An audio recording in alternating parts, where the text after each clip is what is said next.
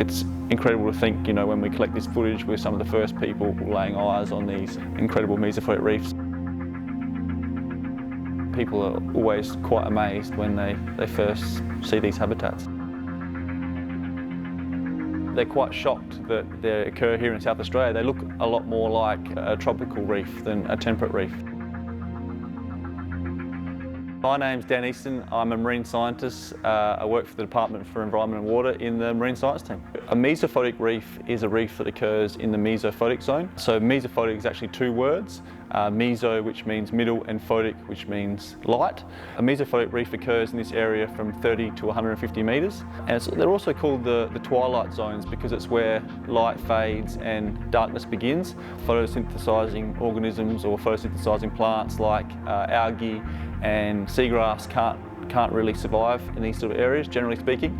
So they're sort of replaced by filter feeders like sponges and soft corals.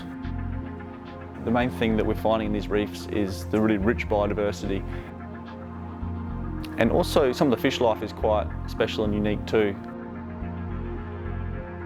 An example is some mesophotic specialists like bite redfish or nannygai and swallowtail. They have these really big eyes just for taking in any sort of light that comes down or any light cues from some of their prey items. And they're also red in colour, which is really important for camouflage at depths because red's obviously the first colour that disappears as you get sort of deeper into the ocean. So they're perfectly adapted to live in these mesophotic habitats. The scale of mesophotic reefs in South Australia is still being explored and we're still not completely aware of the extent of these reefs. We've only really recently started studying them because the technology has only really recently become available. This is a BRUVs unit. BRUVs stands for Baited Remote Underwater Video System.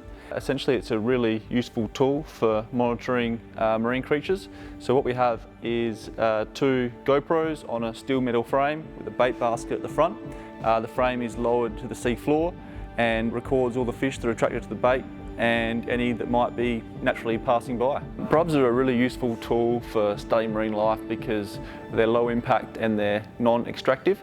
So they collect lots of information for us without harming any sea creatures or doing any damage to the sea floor. They're also really useful for capturing information about shy creatures that might avoid divers and other monitoring techniques. So divers can get to those sort of depths, you can dive deeper, but it's difficult to spend long amounts of time at those sort of depths and it can be dangerous as well. So we can easily deploy lots of BRUVs at deeper reefs, maybe 30 to 150 metres, and collect heaps of information about those areas without divers having to put themselves in dangerous situations where they can't spend a lot of time anyway.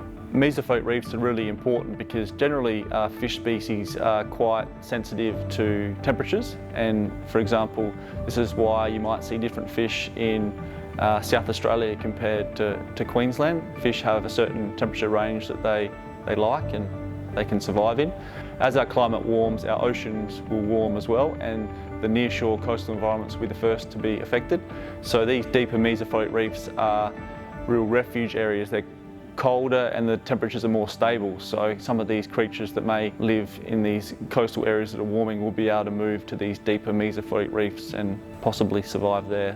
We don't really know if these reefs are changing much. We've only recently started to study them, so we don't have that long-term sort of information and data about them. So it's really important for us to capture this information going forward because now we have a bit of a baseline to see if they are changing into the future,